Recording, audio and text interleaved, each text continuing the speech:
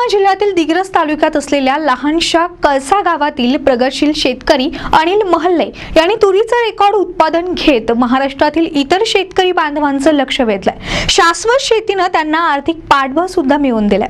हे आहे दिग्रस तालुक्यातील खेडेगाव कळसा। गावची लोकसंख्या जेमतेम 2000। गावात असलेल्या दुर्गादेवीच्या मंदिरापाठीशी या गावातील होतकरू आणि प्रयोगशील शेतकरी अनिल महल्ले पाटील यांचं शेत आहे।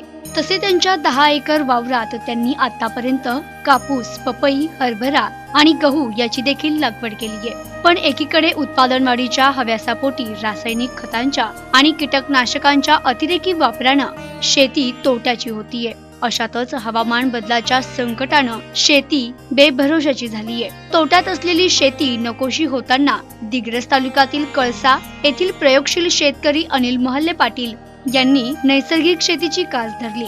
कमीत कमी खर्चात उत्पादन वाढवणारी नैसर्गिक शेती या शेतीनं महल्ले यांना आर्थिक स्थैर्य दिलं। नैसर्गिक शेतीच्या प्रयोगातून झिरो बजेट तंत्रानं बहरलेली तूर परिसरातील शेतकऱ्यांना शाश्वत शेतीचा मूलमंत्र देणारी ठरली आहे। गेल्या 4 वर्षापासून नैसर्गिक शेतीचा प्रयोग करताना मागील वर्षीच्या दुष्काळामध्ये 1 हेक्टर क्षेत्रात असलेली 2 वर्षाची संत्र झाडे जिवंत ठेवण्याचं त्यांच्या समोर आव्हान होतं। ठिबक सिंचन करून ओलीत करताना त्यांनी एप्रिल महिन्यात अर्धा एकर जागेवर तूर पिकांची लागवड केली। 2 ओळींमध्ये 20 फूट अंतरावर 2x2 अशी लागवड करताना बियाणांवर बीजामृताचे संस्कार केले। त्यामुळे उगवण चांगली झाली।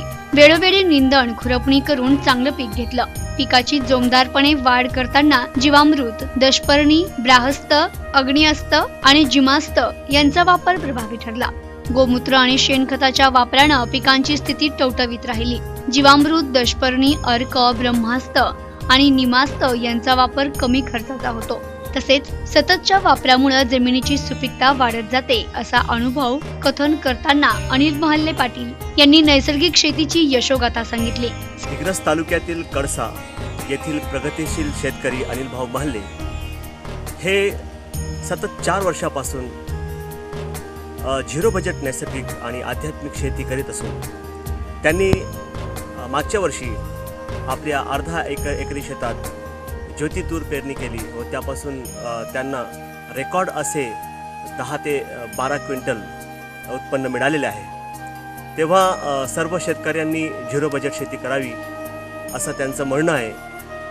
त्यांच्या शेतात थेट त्यांच्याकडूनच आपण जाणून यावर्षी त्यांची तयारी कशी आहे आणि त्यांनी यावर्षीची लागवड कशी केलेली आहे। NTV न्यूज चॅनलमध्ये वृत्तवाहिनीमध्ये आपलं स्वागत आहे अनिल भाऊ। यावर्षी तुम्ही किती एकरात तुरीची लागवड केलेली आहे? यावर्षी मी 1.5 एकरामध्ये तुरीची लागवड केलेली आहे। मागील वर्षी अर्धा एकरच मी ज्योती नावाच्या तुरीची लागवड केली होती, पण यावर्षी मागच्या वर्षी भरपूर उत्पन्न भेटल्यामुळे मी 1.5 एकरामध्ये तुरीची लागवड केली होती। मागच्या वर्षी तुम्हाला किती उत्पन्न मिळालं होतं? मागच्या वर्षी मला अर्धा एकरमध्ये 12 क्विंटल ॲव्हरेज आला होता, म्हणजे पूर्ण तुरी मिळून एका तुरीच्या झाडाला जवळपास 2-2 किलोचं बियाणं मला मिळालं। यावर्षी जे तुम्ही तुरीची लागवड केलं आहे त्याच्यात किती उत्पन्न मिळण्याची तुम्हाला अपेक्षा आहे? यावर्षी हे अर्धा एकर आणि ते 1.5 एकर असं धरून पूर्ण 40 क्विंटल मला तुरीचं उत्पन्न होईल। का बरं असं का की बाकीचे शेतकरी बांधव जे आहे त्यांना एवढं रेकॉर्ड उत्पन्न भेटत नाही, तर त्याच्या मागचं कारण काय? याच्या मागचं कारण एकच आहे की आम्ही झिरो बजेट नैसर्गिक शेती जे फाळेकर सर सांगते त्याच्या पद्धतीने आम्ही शेती करतो। त्यामध्ये जीवामृताची फवारणी आणि जीवामृताची ड्रिंचिंग आणि त्याचप्रमाणे दशपर्णी अर्काची फवारणी करत असतो। निमास्त्र, ब्रह्मास्त्र आणि सरांनी जे आम्हाला शिबिरामध्ये शिकवलं ते पूर्ण आम्ही त्याचा प्रयोग आमच्या शेतामध्ये करतो। तुम्हाला वाटते का की बाकीचे शेतकरी बांधव आहेत त्यांनाही हा मार्गदर्शन लाभावं सरांचं, तर त्यासाठी काही आपण काही नियोजन केलं आहे का? हो, मला असं वाटतं की आपल्या महाराष्ट्रातील सर्व शेतकऱ्यांनी झिरो बजेट नैसर्गिक शेतीकडे वळावं।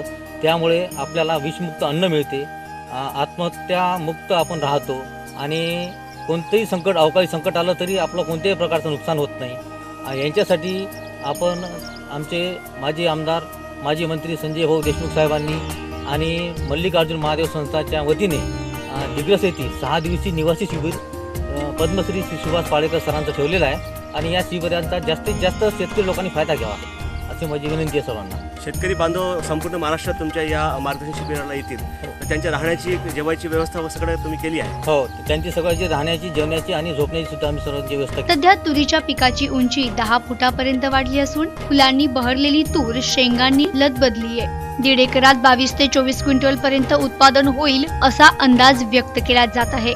तसेच त्यांच्या 10 एकर शेतातील कापूस, पपई, हरभरा आणि गहू या पिकांना देखील झिरो बजेट तंत्रानं कमालीची उत्पादनात भर टाकली आहे. नैसर्गिक शेतीतील उत्पादन विषमुक्त असल्यानं बाजारपेठ देखील सहज उपलब्ध होते. रासायनिक खतांच्या वापरानं शेतीचं आरोग्य बिघडत असून उत्पादन खर्चही वाढतोय आणि आवश्यक प्रमाणात उत्पन्न निघत नाही. त्यामुळे शेती व्यवसाय तोट्यात असल्याचं अनिल महल्ले पाटील यांनी सांगितलं.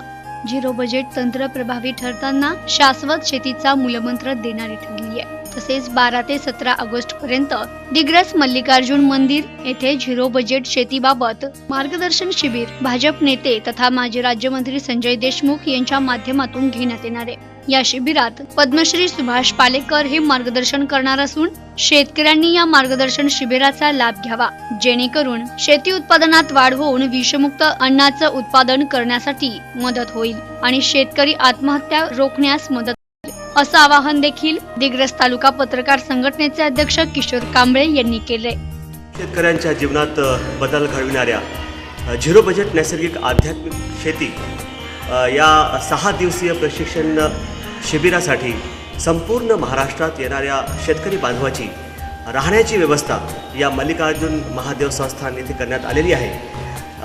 या प्रशिक्षण शिबिराचे आयोजक अनिल महल्ले, जाणून घेऊया आपण महल्ले यांच्याकडून की कसल्या प्रकारे हा प्रशिक्षण शिबिर आयोजित करण्यात येणार आहे.